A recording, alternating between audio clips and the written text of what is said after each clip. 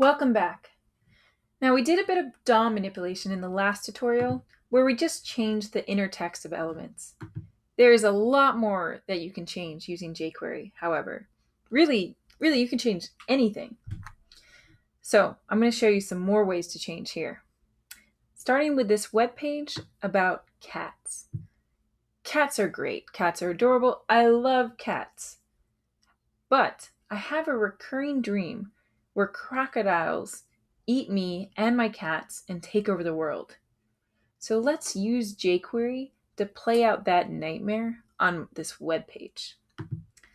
All right, so let's go down to the JavaScript and start by changing all of the headings on the page, like we did before.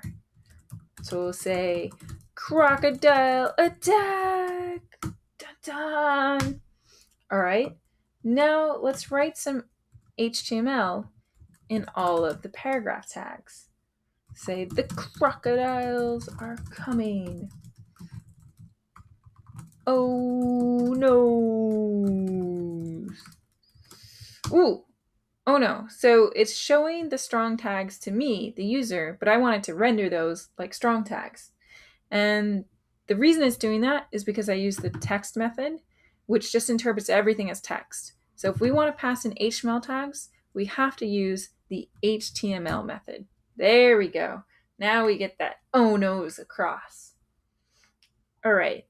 Now we can make the page look a bit more crocodilian if we change the paragraph text color to green. And the way we can do that is selecting all those paragraphs again and then calling the CSS method.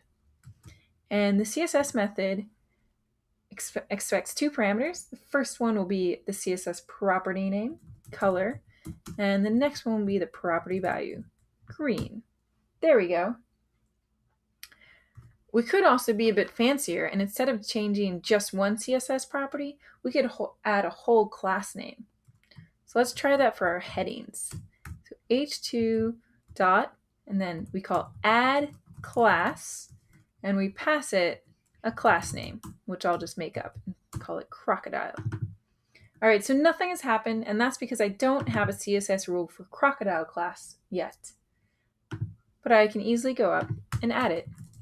So style.crocodile and color green. And then while I'm up here, let's make a new font. Fantasy. Yeah, look at that.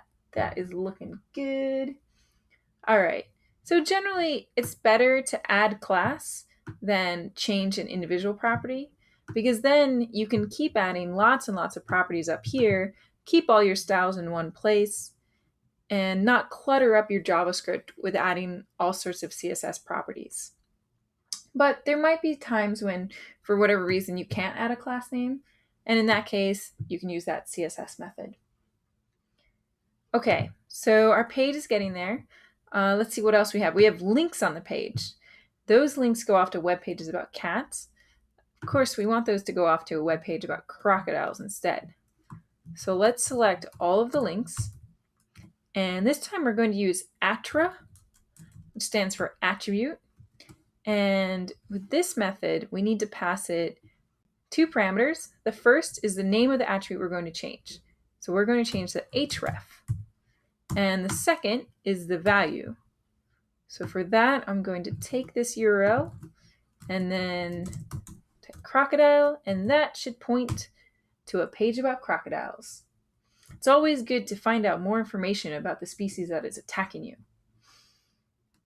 All right, and there's one more thing on the page. You can probably see what I'm talking about. There is a cat on my page. There's two cats on my page, the images. So let's go and select those images and use attra again to change this src, the source of the images. And I will set it equal to this URL plus crocodiles.png. And there we go, the crocodiles that are attacking us.